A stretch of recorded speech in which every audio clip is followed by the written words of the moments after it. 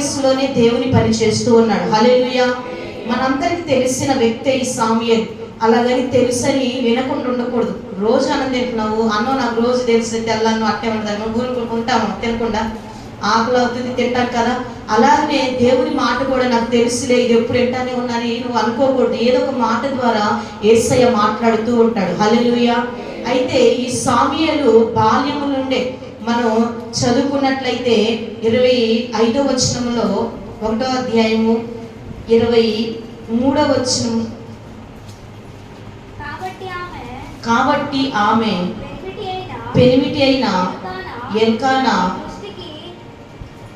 22 చదువుతుంది. అయితే హన్నా బిడ్డ పాలు విడిచి వరకు నేను రాను, వాడు యెహోవా సన్నిధిని అగపడి తిరిగి రాక అక్కడనే ఉండునట్లు నేను వారిని తీసుకొని వద్దునని తన పెనిమిటితో చెప్పాను. వెళ్ళక ఉండేను. కాబట్టి ఆమె పెనిమిటి అయిన ఎల్కానా, నీ దృష్టికి ఏది మంచిదో అది చేయుము, నీవు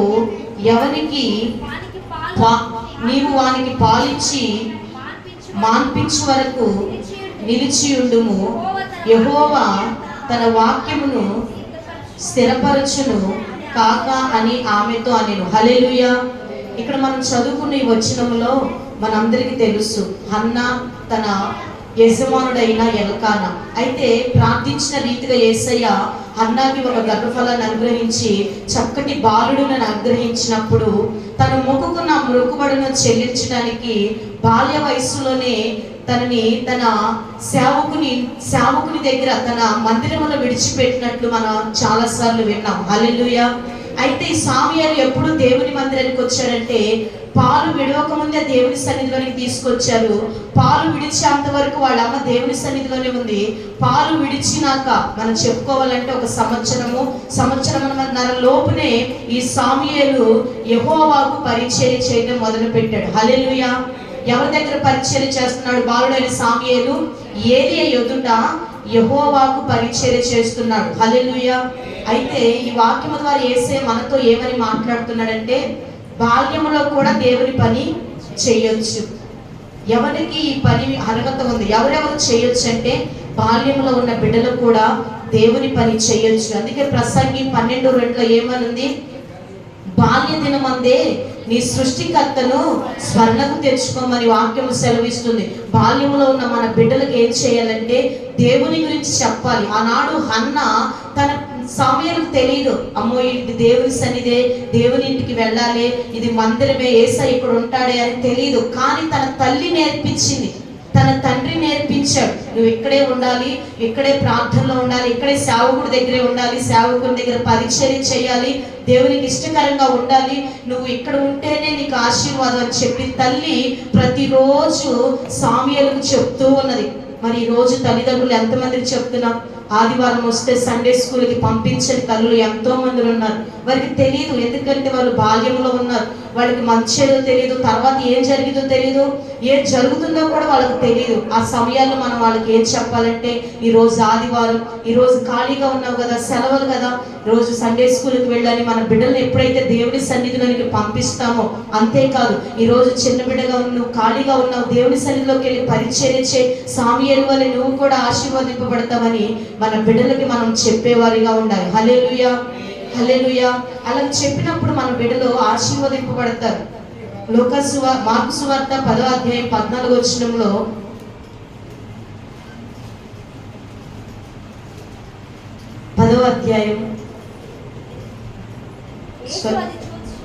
లోక సువార్త 2వ అధ్యాయము 40వ వచనం ఒకసారి చదువుతారు. లోక సువార్త 2వ అధ్యాయం, బాలుడు జ్ఞానంతో నిండుకొనుచు ఎదిగి బలం పొందుచుండెను, దేవుని దయ ఆయన మీద ఉండెను. హల్లెలూయా. బాల్యంలో మన చిన్న బిడ్డలో దేవుని మందిరంలో కనుక పనిచేస్తే, దేవుని సన్నిధిలోని కనుక మన బిడ్డలు రాగలిగితే, నీవు కనుక పంపించగలిగితే, వాళ్ళంట బాల్యంలో వారు జ్ఞానం పొందుకుంటారు. హల్లెలూయా. ముందు జ్ఞానము కావాలంటే మన బిడ్డలు చదువుకోవాలన్నా, లేదంటే మంచి ఏదో చెడేదో తెలుసుకోవాలన్నా, నలుగురిలో చదువుకోవడానికి చిన్న బిడ్డలు వెళుతున్నప్పుడు వారికి కావలసిన జ్ఞానమైన, తెలివైన, వివేచనైన, లేదంటే క్షేమమైన ఎక్కడ ఉంటుందంటే దేవుని సన్నిధిలోనే బిడ్డలకు దొరుకుతుంది. హల్లెలూయా.